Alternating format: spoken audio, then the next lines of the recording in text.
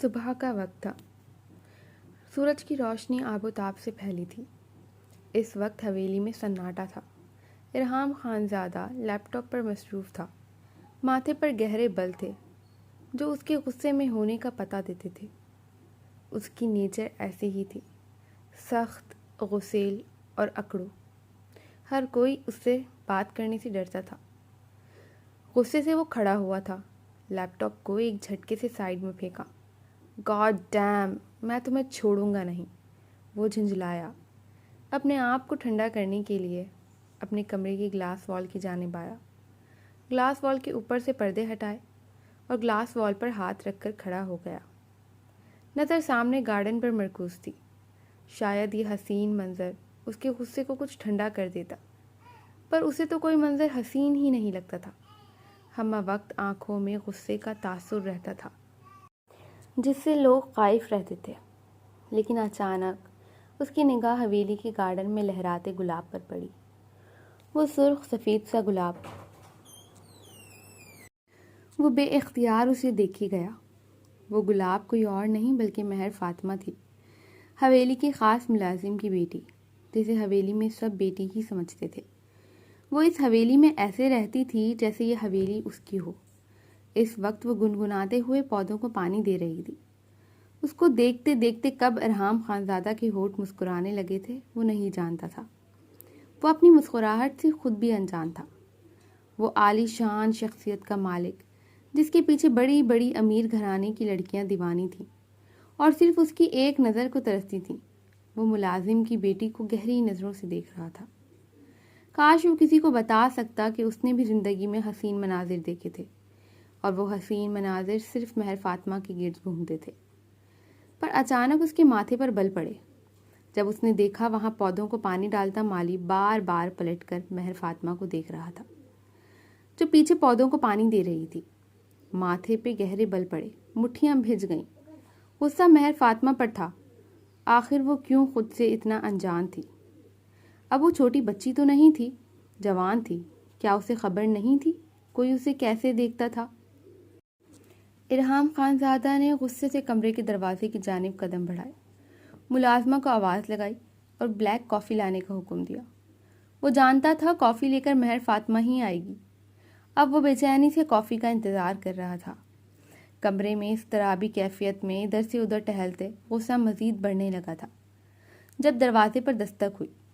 باہر سے کھنکتی ہوئی آواز آئی، میں ہوں، مہر فاطمہ۔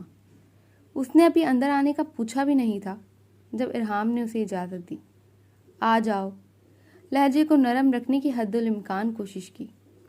ارحام لالا، یہ لو تمہارا کالا چائے، مہرو نے کہتے ارحام کے برابر ٹیبل پر کافی کا کپ رکھا اور مسکرا کر پلٹنے لگی جب ارحام نے اس کی کلائی کو سختی سے پکڑا۔ پہلی بار ارحام نے اس کا ہاتھ پکڑا تھا۔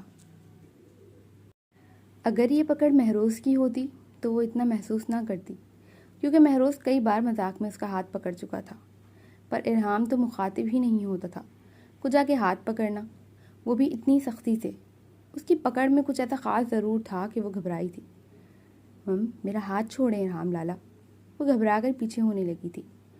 وہ تو ارحام خانزادہ کے کمرے میں کافی دینے آئی تھی۔ تم کیوں مجھے غصہ دلاتی ہو مہر؟ میں نے کتنی بار کہا ہے میں تمہارا لالا نہیں ہوں۔ یہ کہتے ارحام نے اس کے بازو کو ہلکا سا مروڑا تو وہ کراہتی ارحام کے نزدیک کھنچ گئی۔ پہلے کئی بار ارحام نے اسے لالا کہنے سے منع کیا تھا، پر وہ مذاق سمجھ کر ٹال گئی تھی۔ آنکھوں میں ڈھیر سارے آنسو جمع ہونے لگے تھے۔ وہ ارحام کو خوف زدہ نظروں سے دیکھنے لگی۔ جی میں جانتی ہوں، میں ملازمہ ہوں، آپ میرے لالا نہیں ہو سکتے، میں آئندہ خیال رکھوں گی۔ اسے اتنا ہی سمجھ آیا تھا، جبکہ ارحام کا دماغ اس کی سوچ پر بھگ سے اڑا تھا۔ وہ احمق لڑکی اس کی بات کو کیا رنگ دے رہی تھی۔ مہر، ارحام نے اسے مزید قریب کیا تو مہر کا سانس لینا مشکل ہو گیا۔ اس کے دل کی دھڑکن ارحام کو سنائی دے رہی تھی۔ 7 گاؤں کا سردار جس کے پیچھے ہزاروں لڑکیاں دیوانی تھیں، وہ ایک ملازمہ 17 سالہ ملازم کی بیٹی پر فدا تھا۔ دل ہار گیا تھا۔ کوشش کرنا دوبارہ میرے سامنے نہ آؤ، ورنہ مجھ سے برا کوئی نہیں ہوگا، ارحام نے کہتے اسے دور جھٹکا۔ کہ وہ لڑکھڑا کر پیچھے ہوئی اور فوراً کمرے سے نکل گئی۔ ارحام نے بے اختیار اپنے بال مٹھی میں تھامے اور بیڈ پر بیٹھ گیا۔ وہ یہاں کسی اور مقصد سے آیا تھا، لیکن اس چھٹانک بھر کی لڑکی نے اس کا دل و دماغ الجھا کر رکھ دیا تھا۔ ایک بار میرا کام پورا ہو جائے، ٹرسٹ میں مہر فاطمہ، میں تمہیں چھوڑوں گا نہیں۔ ارحام نے سوچا۔ اپنی گردن پر سرد لبوں کا لمس محسوس کر کے وہ تڑپ اٹھی تھی۔ وہ لب اس کی گردن پر رقص کر رہے تھے اور مضبوط انگلیاں اس کی کمر پر رقص کرتی فراک کی ڈوریوں کے ساتھ الجھنے لگی تھیں۔ وہ خوف سے پہلو بدلنے لگی جب کان میں گہری سرگوشی ہوئی۔ میں تمہارے وجود پر اپنی ایسی چھاپ چھوڑوں گا کہ تا عمر مرد ذات سے خوفزدہ رہو گی۔ وہ اس سرگوشی پر بری طرح سہمی تھی جب اپنے چہرے پر جھلسا دینے والی سانسوں کی تپش کو محسوس کیا۔ وہ چیخنا چاہتی تھی پر لب جیسے سل گئے تھے۔ وجود میں اتنی طاقت نہیں تھی کہ اس حاوی وجود کو اپنے اوپر سے ہٹا سکے یا ہلکی سی بھی مزاحمت کر سکے۔ جب بے اختیار بری طرح سسکی، اپنے پہلو پر دانتوں کی تیزی محسوس ہوئی۔ پاپا پلیز ایسا مت کرو، دور ہو جاؤ۔ بالآخر اس نے ہمت کی تھی۔ میں نے کہا تھا نا، بلال سے نہیں ملنا۔ تم کیوں ملی؟ آواز میں غصہ تھا۔ مناہل کا دل بری طرح دھڑکا، یعنی اسے پتہ چل گیا تھا کہ وہ بلال سے ملی تھی۔ میں دوبارہ نہیں ملوں گی، اس بار معاف کر دو۔ یہ کہتے اس نے آنکھیں کھولنے کی کوشش کی تھی، پر وہ اس کی آنکھوں پر ہاتھ رکھ چکا تھا۔ میں تمہیں سزا ہی ایسی دوں گا کہ تم دوبارہ بلال تو کیا کسی بھی مرد سے نہیں ملو گی۔ خطرناک سرگوشی، پھر سرد لبوں کا لمس اپنے داہنے گال پر محسوس ہوا۔ میں مر جاؤں گی، پلیز دور ہو جاؤ۔ وہ بری طرح سے سکنے لگی، لیکن درمیان سے سارے پردے گرنے لگے تھے۔ تم جانتی ہو نا، میں تم سے شدید نفرت کرتا ہوں، تمہارے گمان سے بھی زیادہ۔ یہ کہتے اس نے مناہل کی کان کی لو کو دانتوں تلے دبایا۔ کوئی بچاؤ، بابا، ماما، کوئی ہے؟ وہ چیخنے لگی تھی۔ اس کی چیخیں پورے کمرے میں گونج رہی تھیں۔ مناہل، مناہل تم ٹھیک ہو؟ اس کی ماں دوڑتی ہوئی کمرے میں آئی تھی۔ مناہل بیڈ پر پسینے سے شرابور سر دائیں بائیں پٹک رہی تھی۔ 2 سال ہو چکے تھے۔ وہ شخص ایک برے خواب کی مانند روز اس کے ذہن پر حاوی ہوتا تھا۔ اس نے صحیح کہا تھا کہ وہ ایسی سزا دے گا کہ مناہل کبھی نہیں بھولے گی، اور یہی ہوا تھا۔ ماما، وہ واپس آ گیا ہے، وہ مجھے دیکھتا ہے، اسے پتہ چل گیا ہے میں بلال کے ساتھ باہر گئی تھی، وہ مجھے نہیں چھوڑے گا ماما۔ مناہل خوف سے لرزتی کہہ رہی تھی، جبکہ اس کی ماں اسے بے اختیار سینے سے لگا چکی تھی۔ وہ مر چکا ہے مناہل، سنبھالو خود کو۔ اس کی ماں نے مناہل کی کمر تھپکتے کہا۔ وہ نہیں مرا ماما، وہ زندہ ہے، میں کہہ رہی ہوں نا، وہ زندہ ہے۔ میں اس کی خوشبو اپنے ارد گرد محسوس کرتی ہوں، اس کی نظروں کی تپش مجھے محسوس ہوتی ہے۔ مجھے لگتا ہے وہ ہر جگہ مجھے دیکھ رہا ہے، وہ مجھ پر نظر رکھے ہوئے ہے، وہ صحیح موقع کے انتظار میں ہے، وہ موقع پاتے ہی مجھے لے جائے گا۔ وہ دیوانوں کی طرح کہنے لگی تھی، جبکہ مناہل کی ماں بے بسی سے اسے دیکھنے لگی تھی۔ نہ جانے اس شخص کا ایسا کیسا خوف تھا جو لاکھ کوشش کے باوجود مناہل کے دل سے نہیں نکل رہا تھا۔ اچھا ٹھیک ہے، پریشان مت ہو، بابا ہیں نا، وہ سب ٹھیک کر دیں گے۔ میں ان سے کہوں گی، وہ تمہاری سیکیورٹی بڑھا دیں گے، کوئی تمہارے قریب نہیں آئے گا، میرا وعدہ ہے۔ پلیز خود کو سنبھالو مناہل۔ اس کی ماں نے کافی دیر مناہل کو سمجھایا تھا۔ کچھ دیر بعد مناہل نے خود کو سنبھالا اور کالج کی تیاری کرنے لگی۔ کمرے میں نیم اندھیرا تھا۔ گلاس وال سے باہر چاند کی روشنی ہر جانب پھیلی تھی۔ ایک شخص گلاس وال پر ایک ہاتھ ٹکائے کھڑا تھا، دوسرے ہاتھ میں جلتا ہوا سگریٹ تھا، جس کی وہ گہرے گہرے کش لے رہا تھا، جیسے سگریٹ کے ذریعے اپنے اندر سکون اتارنا چاہ رہا ہو۔ کانوں میں اب بھی اس معصوم کی چیخیں گونج رہی تھیں۔ یہی تو وہ چاہتا تھا کہ وہ اس کے وجود میں اپنا ایسا خوف بٹھا دے کہ وہ کبھی اسے فراموش نہ کر سکے۔ ہوا بھی یہی تھا۔ 2 سال ہو گئے تھے، پر وہ اب بھی اس کے نام سے ہراساں تھی۔ کسی نائٹ میئر کی طرح وہ اس سے چپک گیا تھا، لیکن اب یہ سب دیکھتے دل ایک انجانی تکلیف میں مبتلا تھا۔ پہلے جیسا اس کو مسکراتے دیکھنے کی خواہش عجیب طرح سے دل میں بیدار ہوئی تھی کہ اس کو ویسے ہی مسکراتے دیکھے، لیکن پھر ابرار پاشا کی تکلیف دیکھتے ہی وہ گہرا مسکرایا تھا۔ یہی تو وہ چاہتا تھا، اس کی بیٹی کے ذریعے ابرار پاشا کو مات دے اور اس میں وہ کامیاب ٹھہرا تھا، لیکن ان سب کے دوران وہ معصوم بے قصور زد میں آئی تھی۔ سب سمجھتے تھے زاویان شاہ مر چکا ہے، پر کوئی نہیں جانتا تھا مشہور بزنس ٹائکون ٹائیگر، جس کے نام سے پوری دنیا واقف تھی، پر کوئی اس کی پہچان سے واقف نہیں تھا۔ ہر کوئی اس سے ملنا چاہتا تھا، اسے دیکھنا چاہتا تھا، پر کوئی نہیں جانتا تھا وہ زاویان شاہ تھا، جس کو 2 سال پہلے ہر نیوز چینل نے مردہ قرار دیا تھا۔ یہ بھی اس کا ہی پلان تھا، لیکن چاہنے کے باوجود وہ مناہل کو نہیں چھوڑ سکا تھا۔ مناہل کے گھر میں، مناہل کے ارد گرد اس کے خاص ملازم تھے جو اسے پل پل کی رپورٹ دیتے تھے۔ باہر بھی سول ڈریس میں اس کے کچھ گارڈز تھے جو ہر دم مناہل کے آگے پیچھے رہتے تھے۔ مناہل کے روم میں خفیہ کیمرے تھے، خفیہ وائس ریکارڈر تھے، جس کا علم مناہل یا مناہل کے کسی گھر والے کو نہیں تھا۔ مناہل اپنی جگہ صحیح تھی، اس کی نظروں کی تپش محسوس کرنا، وہ حقیقتاً اس پر نظر رکھتا تھا، بہت گہری نظروں سے اسے دیکھتا تھا۔ وہ محبت سے انکاری تھا۔ مناہل اس کے لیے محض نفرت کا ایک مہرہ تھی، لیکن یہ مہرہ اب اس کے دل میں ایک باریک سی درار ڈالنے لگا تھا، جو دھیرے دھیرے اس کے پورے دل کو کمزور کر رہی تھی۔ میرے ذہن پر سوار ہو کر تم اپنا ہی نقصان کر رہی ہو مناہل، تم میری قربت سہ نہیں پاؤ گی۔ وہ یہ کہتے ہنسا تھا، طنزیہ ہنسی۔ ایک ہی رات کی تو قربت تھی جس نے مناہل کا یہ حال کر دیا تھا۔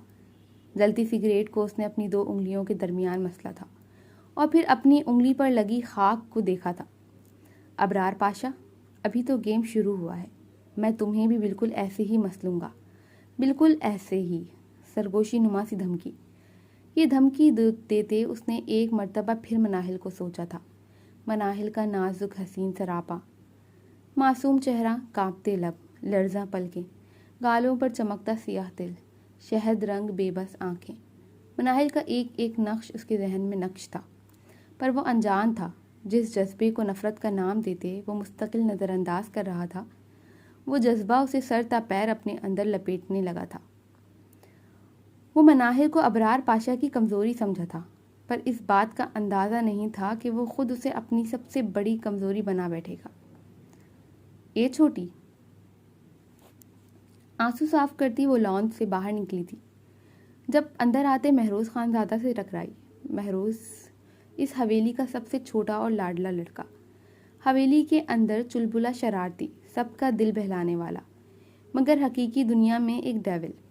وہ در حقیقت ایک سنجیدہ اور خطرناک انسان تھا، پر اپنے اوپر ایک لاؤبالی لڑکے کا خول اوڑھ کر رکھتا تھا تاکہ کسی کو شک نہ ہو۔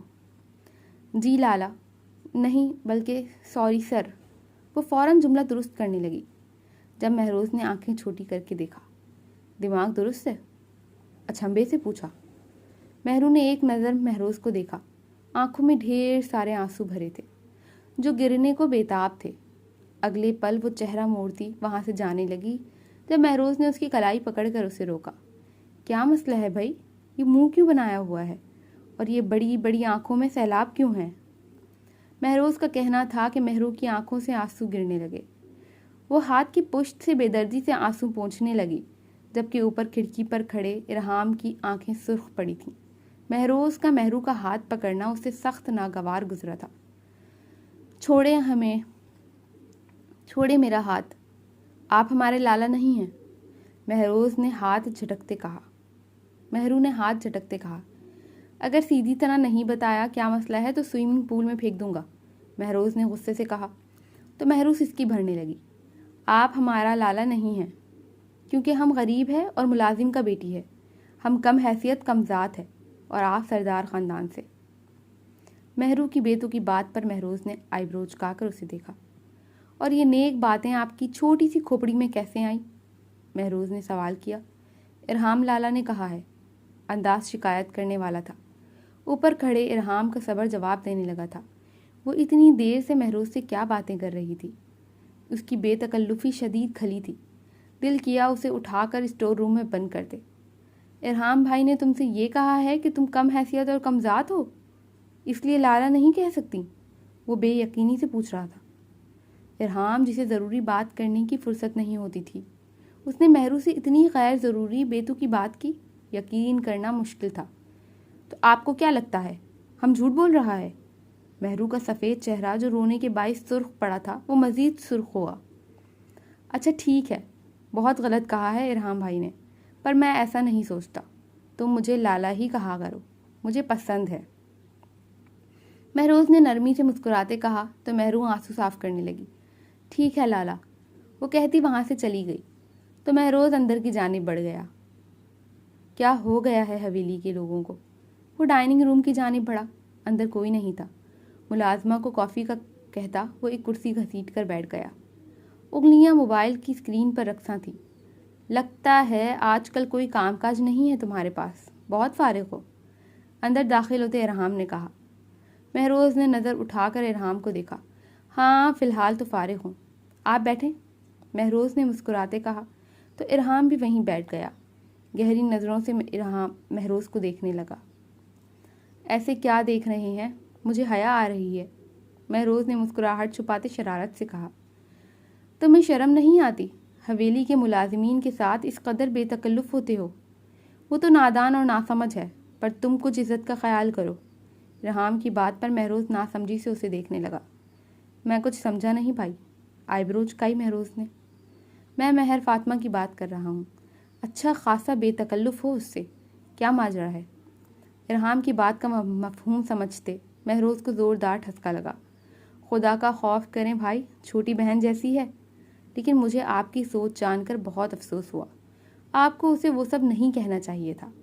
اس کی بات پر مہروز نے کہا تو ارحام کچھ چونکا۔ کیا مطلب؟ کیا کہا ہے میں نے اسے؟ آواز میں سختی در آئی۔ یہی کم ذات کم حیثیت۔ مہروز کی بات پر ارحام پتھر ہو گیا۔ یہ سب بکواس تم سے کس نے کی؟ مٹھی بھینچتے پوچھا۔ اگر یہ سوچ مہر فاطمہ کی ہوتی تو وہ اسے بخشنے کا ارادہ نہیں رکھتا تھا۔ مہرو نے کہا ہے، وہ بچپن سے حویلی میں رہی ہے بھائی، آپ بے شک امریکہ میں تھے پر ماما نے اسے بچوں کی طرح پالا ہے۔ مہروز کہہ ہی رہا تھا پر ارحام وہاں سے اٹھ کھڑا ہوا۔ قدم بیک یارڈ کی جانب تھے جہاں وہ محترمہ اپنی سبزیوں کی کھیتی میں مصروف ہوتی تھیں۔ وہ پہلے ہی مہروز سے اس کی بے تکلفی پر تپ رہا تھا اور اب ان محترمہ کے جھوٹے الزام نے اسے سر تا پیر سلگایا تھا۔ اگر آپ لوگوں کا رسپانس اچھا رہا تو انشاءاللہ نیکسٹ ایپیسوڈ ڈبل آئے گی۔